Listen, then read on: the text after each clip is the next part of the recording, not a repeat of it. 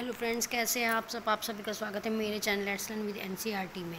देखिए, आप जहां देखेंगे कि मेरी जो एनसीईआरटी से रिलेटेड जो भी चैप्टर से वीडियो आपको मेरे इसी चैनल पर मिलेंगे। अब हम आज डिस्कस करेंगे उत्तराखंड के साहित्यकार के बारे में। ठीक है, चलिए।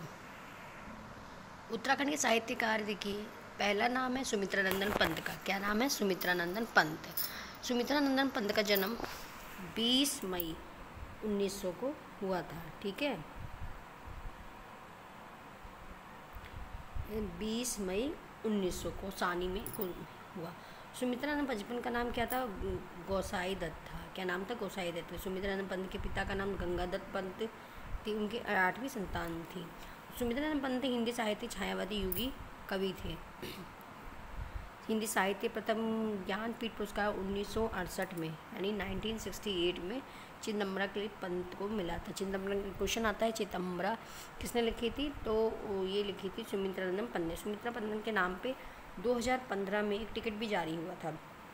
पंत जी के परामर्श पे ऑल इंडिया रेडियो का नाम आकाशवाणी रखा। अब देखिए, क्वेश्चन आता है कि ऑल इंडिया रेडियो का नाम आकाशवाणी किसके परामर्श पर रखा गया? तो सुमित्रानंदन पंत के परामर्श से। पंत जी का 1960 में कला व बूढ़ा चांद के लिए साहित्य अकादमी पुरस्कार मिला। 1961 में पंत जी को पद्म भूषण मिला। पद्म भूषण कब मिला? 1961 में मिला। पंत जी को 1964 में विशाल महाकाव्य लोकायतन का प्रकाशन हुआ। इसके लिए उन्होंने सोवियत नेहरू शांति का पुरस्कार मिला। पंत जी छायावादी काव्य रचनाओं से के प्रमुख वीणा ग्रंथि पल्लव गुंजन ज्योत्सना है पंत जी की। ठीक है, तो अब ये भी है कि छायावादी युग के थे कवि। युगवाणी में ग्राम्य रचनाएं पंत जी की प्रगतिवादी रचनाएं हैं। ठीक है फ्रेंड्स, अब हम आगे चलते हैं।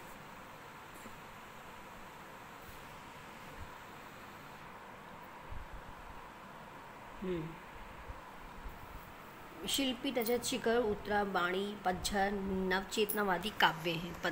पंत जी की प्रकृति चित्रा कवि कहा जाता है। कभी कभी क्वेश्चन आता है कि आपके जो कवि हैं इनको प्रकृति का चित्रा कवि कहा जाता है। चित्रा कवि किसे कहते हैं? सुमित्रानंदन पंत को कहा जाता है। ठीक है, अब यहाँ तक आपको समझ में सुमित्रानंदन पंत जी को। अब आते हैं दूसरे हमारे शैलेश मटियानी।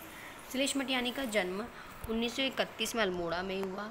राज्य के आंचलिक कथाकार व कथा शिल्पी थे। इनका मूल नाम रमेश चंद्र था। शैलेश मटियानी ने विकल्प पत्रिका का प्रकाशन किया। शैलेश मटियानी ने क्या किया?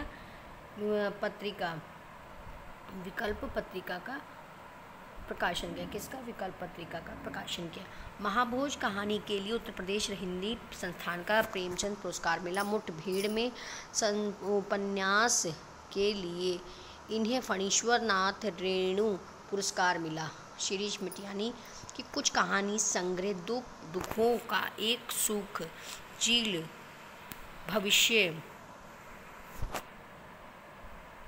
मिट्टी, हारा हुआ, बर्फ की चट्टानें, जंगल में मंगल, हत्यारे, नाचे जमुरे नाच, महाभोज, पहली कहानी संग्रह में मेरी कहानी, ये कहानियाँ थी। शैलेश मटियानी ने कुछ उपन्यास से बोरी बिल्ली में बोरी बंदर, कबूतर खाना, चौथी मुट्ठी, एक मुठ सरसों, भागे हुए लोग, छोटे छोटे पक्षी, उगते सूरज की किरण, रामकली, 52 नदियों के संगम, मुठभेड़, चंद औरतों का शहर आदि उनका पहला उपन्यास बोरी बिल्ली से बोरी बंदर था।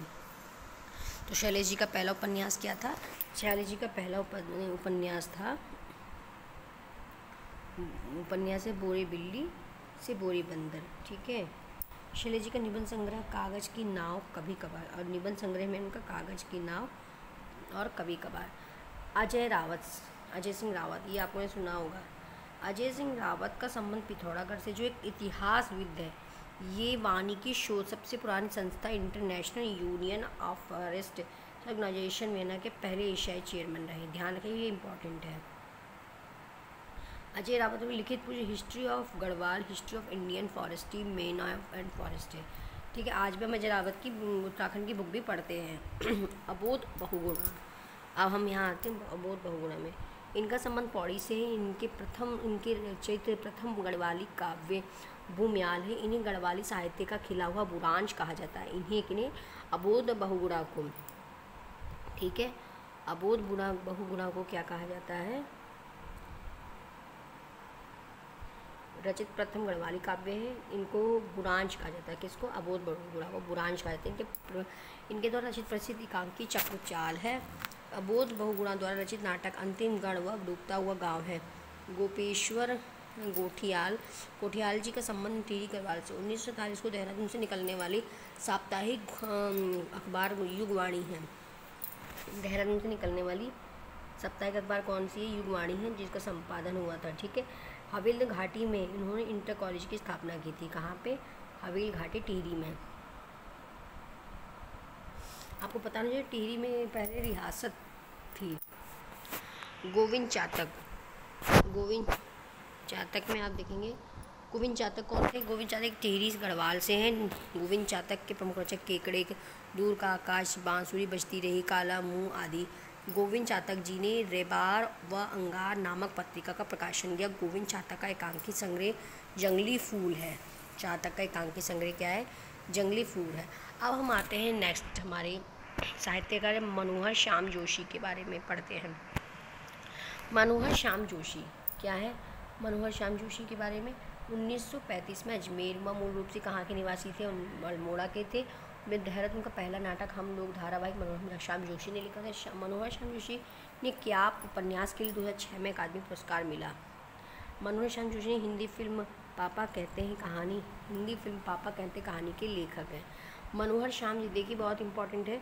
मनोहर श्याम जोशी द्वारा लिखित उपन्यास कुरु कुरु स्वा, कसप कौन, उत्तराधिकारी आदि। मनोहर लिखित धारावाहिक हम राही, भैया जी की कहीन, मुंगेरी लाल के हसीन सपने। देखिए किसके हैं? मनोहर श्याम जोशी के। बुनियादी क्या आप कसप, जैसे उनकी कुमाऊनी उपन्यास है। पीताम्बर दत्त बर्थवाल, इनका जन्म 1901 में हुआ। हिंदी विषय में डॉक्टरेट के पहले व्यक्ति थे। इनका शोध द निर्गुण हिंदी पोइट्री था। बाल्यकाल में अंबर नाम से कविताएं लिखते थे। इन्होंने हिलमेन पत्रिका का संपादन किया। रिसाद की, कबीर किस्से की, रूपक रहस्य तथा गंभीर वाली, अंग्रेजी कबीर ग्रंथावली, अंग्रेजी भाषा की रचना मिस्टीज में इन हिंदी पोइट्रीज में एक है। ये किनके बारे में हम पढ़ रहे हैं? हम इनका पढ़ रहे हैं अब। ये पीताम्बर दत्त बर्थवाल के बारे में।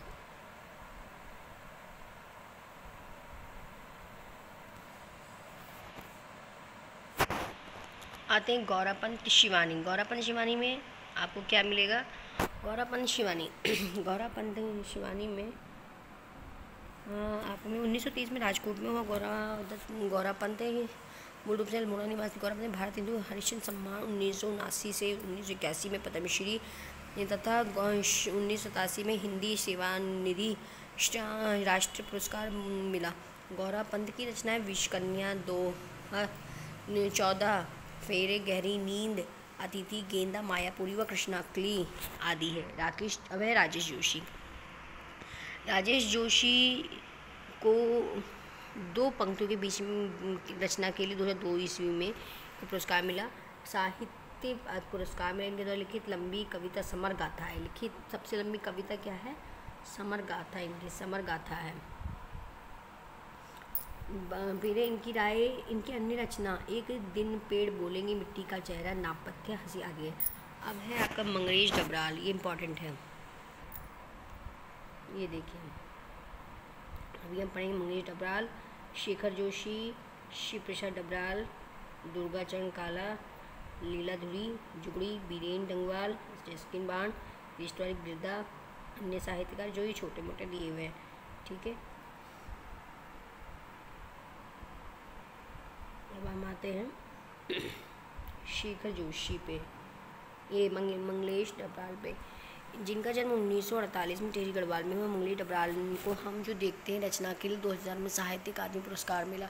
मंगलेश डबराल के 5 काव्य संग्रह, पहाड़ पर लालटेन, 1981, घर का रास्ता, जो हम देखते हैं नए युग के नए शत्रु, आवाज़ भी एक जगह आदि। डबराल जी का गद्य से संग्रह, लेखक की रोटी, कवि का अकेलापन, मंगलेश डबराल का यथार्थवाद, एक बार आयोवा है। मंगलेश डबराल जी की मृत्यु 2020 में हुई है। अब हैं शेखर जोशी, इनका संबंध अल्मोड़ा से है। शेखर जोशी की रचनाएं मेरा पहाड़, कोसी का घटवार, के एक पेड़ की याद, हालावाहा, डांगरी वाले हैं। नौरंगी बीमार कहानी संग्रह भी शेखर जोशी की है। एक पेड़ की याद रचना के लिए 1987 महावीर प्रसाद द्विवेदी को पुरस्कार मिला। डॉक्टर शिव प्रसाद डबराल, इनको चारण नाम अब आते हैं, इनको चारण उपनाम से जाना जाता है। चारण उपनाम से जाना जाता है। डबराल जी का जन्म पौड़ी गढ़वाल में हुआ था। इनके पिता कृष्णदत्त डबराल, माता भानुमती डबराल थी। घुमक्कड़ी शौक के कारण इनको इंसाइक्लोपीडिया ऑफ उत्तराखंड कहा जाता है। क्वेश्चन आ जाता है, इंसाइक्लोपीडिया किसे कहा जाता है? इंसाइक्लोपीडिया हम किसको कहते हैं? शिव प्रसाद डबराल को कहते हैं। क्यों कहा जाता है? क्योंकि इनको सारी बातें उत्तराखंड से भी सब बातें इनको पता थी। भूगोल विषय में PhD जिनके शोध का विषय अलकनंदा उपत्यका में घोषणा यात्रा, प्रवचन और ऋतुकालीन प्रवास था। दुगड़ा स्थित अपने घर पर उत्तराखंड विद्या भवन पुस्तकालय खोला और डबराल जी की कर्मस्थली दुगड़ा भी चारण की प्रमुख रचनाएं उत्तराखंड का इतिहास 12 भागों में, गोरा बादल, गढ़वाली मेघदूत, उत्तरांचल के अभिलेख, मुद्रा, मुकुंद राम बर्थवाल ये थी। मुकुंद राम बर्थवाल दिव्य उपनाम से जाने जाते हैं। ठीक है, अब ये देखिए, अभी हम क्या, पौड़ी के निवासी संस्कृत ज्योतिष के विद्वान थे। इन्होंने ज्योतिष में 1 लाख से अधिक श्लोक की रचना की थी। भारतीय ज्योतिष अनुसंधान इन्हें राम बेहर की उपाधि दी थी। राम बेहर की भारतीय ज्योतिष अनुसंधान इन्हें अभिनव महावीर की उपाधि दी, जिनकी रचना जातक सूत्र में ज्योतिष रत्नाकार है। ठीक है, ये देखिए,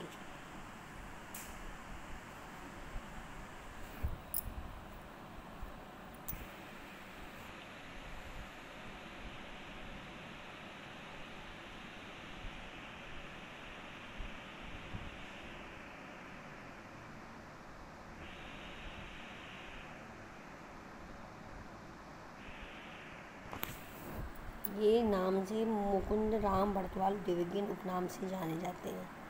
ठीक है, कि ये नाम साइक्लोपीडिया उत्तराखंड, आपको नाम ही कभी भी आया था। मुकुंद राम बर्थवाल देवज्ञ कौन थे? तो ये आपको जानकारी होनी चाहिए कि ये कौन थे। ये हमारे शिव प्रसाद डबराल थे, डॉक्टर शिव प्रसाद डबराल। अब दुर्गाचरण काला। दुर्गाचरण काला की प्रमुख रचना मेमोयर्स ऑफ द राजकुमारों, जिम कार्बेट का हलसन साहिब ऑफ गढ़वाल आदि, Hulson Sahib of Garhwal, Frederick Wilson की जीवनी, अल्मोड़ा में सुधारक नामक हस्ती पत्रिका निकाली। इलाचंद जोशी मनोवैज्ञानिक उपन्यासकारक थे, जिनकी प्रमुख रचनाएं जहाज का पंछी, पर्दे की कहानी, सन्यासी, घृणामयी व प्रेत व छाया आदि। जोशी के सामाजिक उपन्यासकारों में सुबह के भूले, मुक्तिपथ, इन्हें विश्वामित्र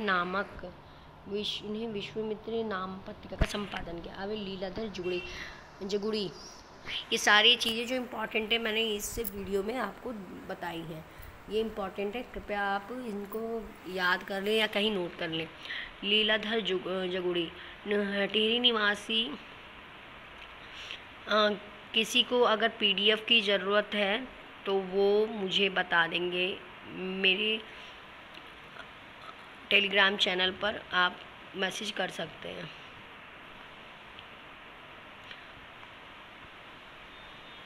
अनुभव के आकाश में चंद्र कविता संग्रह के लिए 1997 साहित्य अकादमी पुरस्कार मिला था। 2004 में लीलाधर जगुड़ी को पद्मश्री सम्मान मिला। इनकी प्रमुख रचनाएं बची हुई पृथ्वी, ईश्वर की अध्यक्षता में भय शक्ति देता है, रात, अब भी मौजूद, नाटक जारी, महाकाव्य के बिना आदि। ये किसकी रचना थी? ये रचना थी लीलाधर जगुड़ी की। अब वीरेंद्र डंगवाल कौन थे? वीरेंद्र डंगवाल का जन्म टिहरी गढ़वाल के कीर्ति नगर में हुआ, जिनके पिता रघुनाथ प्रसाद डंगवाल थे। दुष्चक्र में दृष्टा रचना के लिए उन्हें 2004 में साहित्य अकादमी पुरस्कार मिला। किस वजह से मिला, कब मिला, ये क्या था? ये दुष्टा रचना के लिए इन्हें 2004 में पुरस्कार मिला। इन्हें अन्य रचनाओं स्याही ताल कवि ने कहा, इनकी रचना इस दुनिया के लिए रघुवीर सहाय समिति पुरस्कार मिला।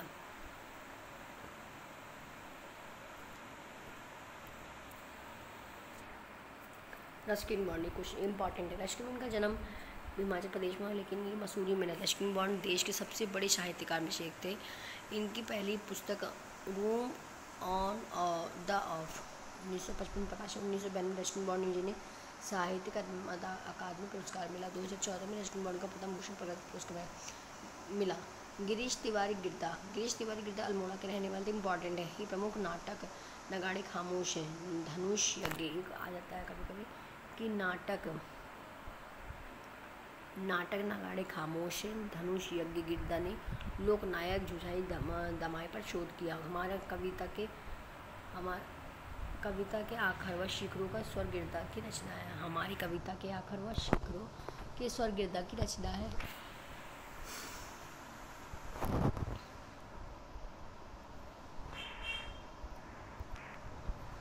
अन्य प्रमुख साहित्यकार देखिए, ये गोविंद वल्लभ पंत जो उपन्यासकार हैं ये देख लीजिए कौन कौन से। गोविंद वल्लभ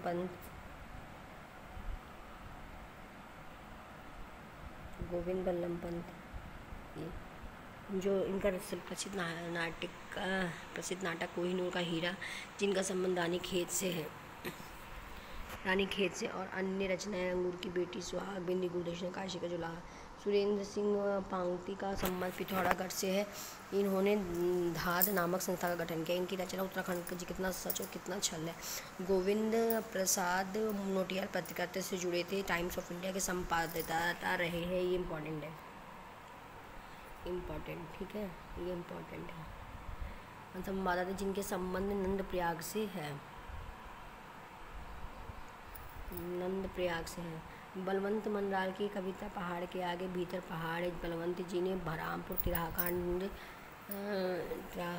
से दुखी होकर कत्यूरी मानसरोवर पत्रिका का संपादन है, जिनका संबंध रानीखेत से। पंकज बिष्ट का संबंध अल्मोड़ा से। उस चिड़िया का नाम, जिनका उपन्यास है। और 15 जमा 25 बच्चे गवाह नहीं हो सकते, इनके द्वारा लिखित कहानी है। राजेंद्र धसमाणा की प्रमुख कविता संग्रह परवलय और गढ़वाली नाटक जय भारत और जय उत्तराखंड, अर्ध गोमेश्वर, उमाशंकर, सतीश ए लिविस्टिक स्टडी ऑफ जॉन सारी नामक पुस्तक लिखी है। किसने? गढ़वाली नाटक, ये इन्होंने लिखी है, ठीक है, राजेंद्र धसमाणा ने, जिनका संबंध प्रयाग जिले में है। इनकी अनेक रचनाएं पत्थर बोलते, सूर्य नाम, हिंदी कविता, गढ़वाली जुगड़ी, बोलाली कविता आदि। मोहनलाल बाबुलकर आलंशिक साहित्यकार। इनकी रचना मिट्टी में सोना, सूरजमुखी, खेत आदि। विद्यासागर नोटियाल, इनका संबंध टेढ़ी गढ़वाल से। अब देखिए किसके बारे में है, विद्यासागर। अब यहाँ पे मोहनलाल बाबुलकर एक आंचलिक साहित्यकार। इनकी रचना मिट्टी के सोना, सूरजमुखी, यानी नेचुरल से। अब नोटियाल है जो है विद्यासागर नोटियाल, इनकी जो वो है टेढ़ी गढ़वाल से है। इनकी रचना यमुना की बागी बेटे, भैंस की कटिया, भीम अकेला, मूक बलिदान आदि इनकी आत्मकथा। मोहन गाता जाएगा।